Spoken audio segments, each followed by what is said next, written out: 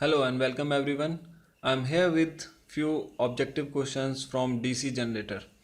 चलिए स्टार्ट करते हैं। मैं पहले बता दूं, अगर आपने DC जनरेटर की मेरी वीडियो नहीं देखी है तो ये ऑब्जेक्टिव क्वेश्चंस अटेम्प्ट करने से पहले वो देख लें, और भी बाकी वीडियोस भी आप आने वाले कॉम्पिटिटिव एग्ज़ाम्स के लिए देख लें। और चैनल को अगर अभी तक सब्सक्राइब नहीं किया है तो आगे आने वाली वीडियोस से बने रहने के लिए चैनल को सब्सक्राइब जरूर कर लें। चलिए शुरू करते हैं। पहला क्वेश्चन है, the yoke of a DC machine is made of. DC machine का योक किसका बना होता है? वो होता है कास्ट स्टील का। कभी कभी पूछ लिया जाता है कि योक कितना फ्लक्स कैरी करता है। टोटल फ्लक्स का तो वो करता है 5/2। हाफ फ्लक्स योक कैरी करता है। नेक्स्ट है, the armature of a DC machine is laminated in order to reduce. जो आर्मेचर होता है डीसी मशीन का, उस पर लेमिनेशन लगी होती है। वो किस लिए होती है? वो होती है एडी करंट को कम करने के लिए। नेक्स्ट है, the current in armature conductors of a DC machine is. देखिए, डीसी मशीन में आर्मेचर कंडक्टर्स में एसी करंट ही जनरेट होता है, लेकिन उसे कम्यूटेटर लगा के डीसी में चेंज किया जाता है। तो आर्मेचर कंडक्टर्स में जो जनरेट होता है वो एसी होता है। नेक्स्ट है, high voltage DC machines use. जो डीसी मशीन जिनमें हाई वोल्टेज रिक्वायरमेंट होती है वो कैसी वाइंडिंग यूज़ करती हैं? उनमें होती है वेव वाइंडिंग, क्योंकि वेव वाइंडिंग में हमारे दो पैरेलल पाथ्स होते हैं। दो पैरेलल पाथ होने की वजह से हम सीरीज में large number of windings connect कर सकते हैं, इसलिए वोल्टेज बढ़ जाता है सीरीज में वाइंडिंग को कनेक्ट करने से। अगर हमें हाई करंट की रिक्वायरमेंट हो तो हम पैरेलल पाथ्स इंक्रीज कर देते हैं, ताकि करंट जो जनरेट होता है वो इंक्रीज हो जाता है, सारी ब्रांचेस का ऐड अप होके तब हमें मिलता है यहाँ पे। नेक्स्ट है, a triplex wave winding will have. Triplex wave winding में कितने पैरेलल पाथ होंगे?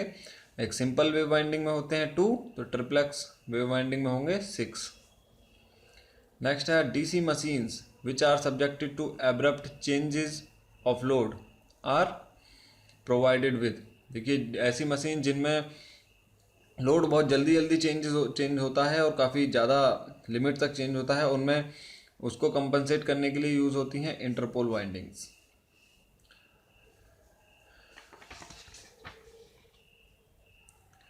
The terminal voltage of a generator varies widely with change in load current. ऐसा जनरेटर जिसका टर्मिनल वोल्टेज लोड करंट में चेंज होने से बहुत ज़्यादा चेंज होता है, वो होता है सीरीज जनरेटर। नेक्स्ट है, together are called stray losses. ऐसे कौन कौन से लॉसेज मिलके स्ट्रे लॉसेज कहलाते हैं? Copper and iron losses, iron and mechanical losses, और फ्रिक्शनल एंड कॉपर लॉसेज। तो वो होते हैं आयरन एंड मैकेनिकल लॉसेज। ये मिलके हमारा स्ट्रे लॉसेज कहलाते हैं। और कॉपर लॉसेज कौन से होते हैं? जो I²R लॉसेज होते हैं। आयरन लॉसेज में आते हैं eddy current, hysteresis and leakage losses. Next, the efficiency of a DC generator is maximum when its variable loss is।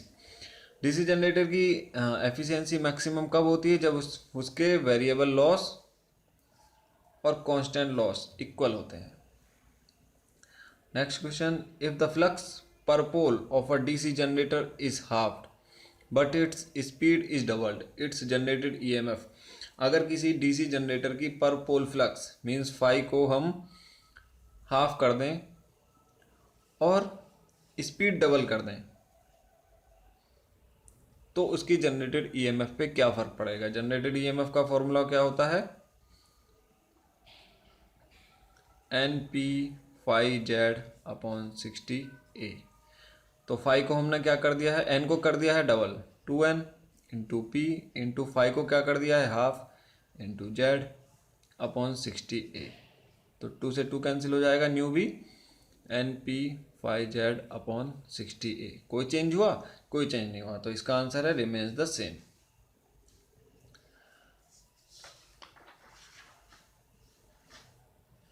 Next question है हमारा, a 4 pole lap wound DC generator has armature winding consisting of 220 turns each of 0.04 ohm. The armature resistance is। Lap winding है, lap winding means parallel paths कितने हैं, 2। 220 turns हैं, हर एक का resistance 0.004 ओम है, तो टोटल रेजिस्टेंस कितना हो जाएगा, 220 इंटू 0.004, 0.88 ओम्स। टोटल रेजिस्टेंस इतना हो गया। अब 4 पोल हैं लैप वाइंडिंग में, सॉरी मैं ये गलत बता दिया, लैप वाइंडिंग में पैरेलल पाथ्स कितने होंगे, A is equal to P, तो पैरेलल पाथ्स कितने होंगे, 4। तो इसको 4 पार्ट्स में डिवाइड करना है, तो एक पाथ का रेजिस्टेंस कितना आएगा, 0.22। अब एक पाथ का रेजिस्टेंस है 0.22। इसी तरह जो यहाँ से इक्विवेलेंट आएगा वो इनका पैरेलल कॉम्बिनेशन होगा, वो कैसे निकालेंगे हम, 0.22 डिवाइड बाई 4, क्योंकि इक्वल रेजिस्टेंस है तो पैरेलल में है, डिवाइड कर देंगे 0.055 ओम। नेक्स्ट है a DC generator supplies a load of 7.5 kilowatt at 200 volt. तो इसमें आर्मेचर रेजिस्टेंस दिया है 0.6 ओम, फील्ड रेजिस्टेंस दिया है 80 ओम, लोड दिया है 7.5 किलोवाट और टर्मिनल वोल्टेज दिया है 200 वोल्ट। सबसे पहले तो शंट जनरेटर दिया है, तो एक शंट जनरेटर बना लेते हैं।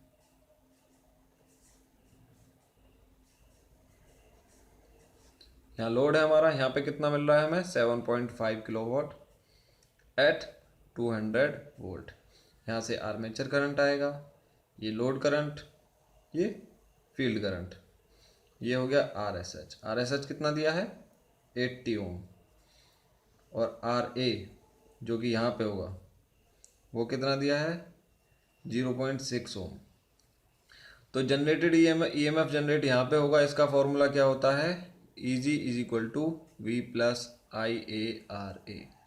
V तो हमें पता ही है 200 वोल्ट, हमें IA पता लगाना है क्योंकि RA भी पता है। ये वाला IA पता लगाने के लिए IL पता होना चाहिए और ISH पता होना चाहिए। IL कैसे पता लगाएंगे, ये यहाँ से पावर और वोल्टेज से। IL क्या होगा, 7 वाट में चेंज कर लेते हैं, 200 इज इक्वल टू 37.5 एम्पेयर। अब ISH पता लगाना है, यहाँ पे वोल्टेज कितना होगा, जो यहाँ पे होगा क्योंकि पैरेलल में है, और रेजिस्टेंस हमें पता है, तो ISH क्या होगा, 200/80, 2.5 एम्पेयर। तो टोटल करंट जो यहाँ से IA जा रहा था, यही तो है IL प्लस ISH, ये आ जाएगा 40 एम्पेयर। अब EG निकाल लेते हैं,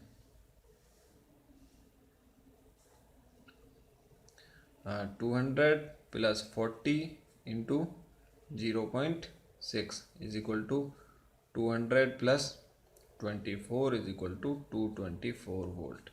ये हमारा जनरेट हो रहा होगा, आंसर है ये।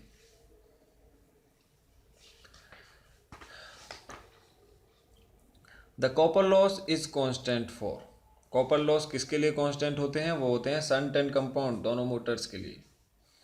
नेक्स्ट है अ शंट जनरेटर डिलीवर्स, इतने करंट ये डिलीवर करता है, टर्मिनल वोल्टेज है 250 वोल्ट, आर्मेचर रेजिस्टेंस और शंट फील्ड रेजिस्टेंस है ये। Iron and friction losses are 950 watt, iron and friction losses कितने हैं, 950 watt. What are stray losses, अब स्ट्रे लॉसेज इसमें कितने होंगे, देखिए मैंने पहले ही बताया था, iron and friction losses mechanical losses मिलके बनाते हैं स्ट्रे लॉसेज, तो स्ट्रे लॉसेज यही होंगे 950 वॉट, कुछ करने की जरूरत ही नहीं। नेक्स्ट क्वेश्चन पे चलते हैं। Which of the following generator provides approximately constant voltage from no load to full load, कौन सा generator no load to full load पे कांस्टेंट वोल्टेज प्रोवाइड करता है, वो होता है फ्लैट कंपाउंड। इसकी वोल्टेज प्रोफाइल कुछ ऐसी होती है, फ्लैट। नेक्स्ट है the DC generator that has poorest voltage regulation, poorest voltage regulation इनमें से किस जनरेटर की होती है, वो होती है सीरीज जनरेटर की। If the value of shunt field resistance of a shunt generator is greater than the critical resistance, the generator, अगर shunt field resistance की वैल्यू क्रिटिकल रेजिस्टेंस से ज़्यादा है तो क्या होगा, कोई वोल्टेज जनरेट नहीं होगा। जी हाँ, इसका आंसर होगा fail to excite, voltage generate ही नहीं होगा। नेक्स्ट है the no load voltage of a generator is, देखिए नो लोड वोल्टेज दिया है और फुल लोड वोल्टेज दिया है, वोल्टेज रेगुलेशन पता करना है। वोल्टेज रेगुलेशन का फॉर्मूला होता है no load voltage minus full load voltage upon full load voltage into 100। ये हमारा कैलकुलेट हो गया आएगा 9.1%। नेक्स्ट है the dummy coils in DC machine are useful to, dummy coils क्यों लगाई जाती हैं, मैकेनिकली बैलेंस, आर्मेचर को मैकेनिकली बैलेंस करने के लिए।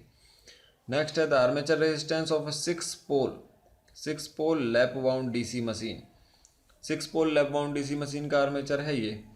अगर हम उस आर्मेचर को रिवाउंड करके वेव वाउंड बना दें तो रेजिस्टेंस कितना होगा।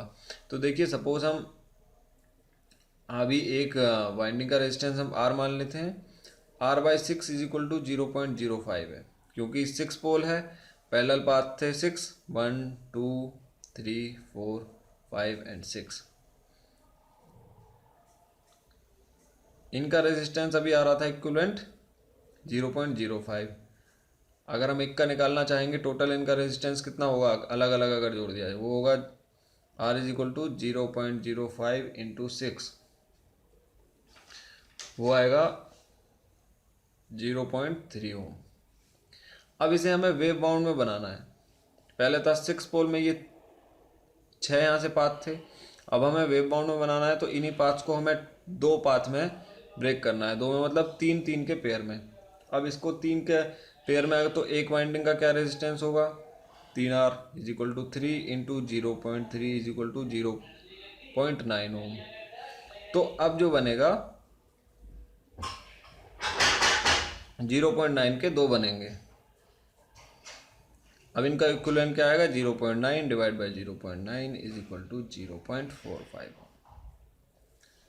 नेक्स्ट क्वेश्चन है in a series DC machine the series field winding consist of, series DC machine में जो वाइंडिंग्स होती हैं वो few turns of thick wires, few turns क्यों रखे जाते हैं, ताकि रेजिस्टेंस कम हो, थिक वायर में भी रेजिस्टेंस कम होता है।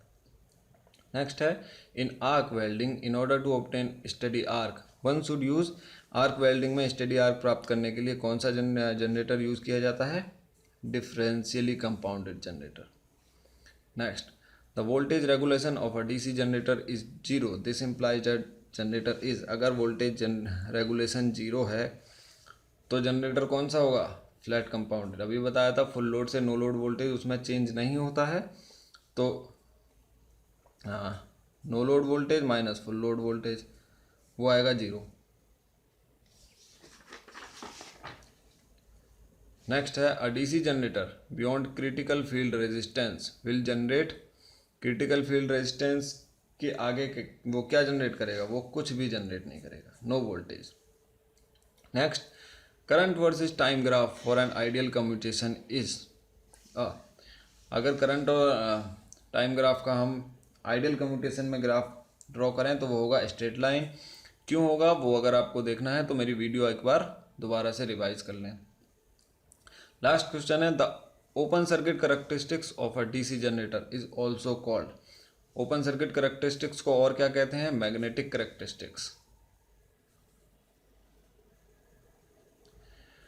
अगर आप ऐसे ही और भी टॉपिक्स पे वीडियो बनवाना चाहते हैं ऑब्जेक्टिव क्वेश्चंस की तो आप कमेंट्स में मेंशन कर सकते हैं, और आगे आने वाली मेरी इसी तरह की वीडियोस से जुड़े रहने के लिए चैनल को सब्सक्राइब जरूर कर लें और अपने फ्रेंड्स के साथ शेयर करें।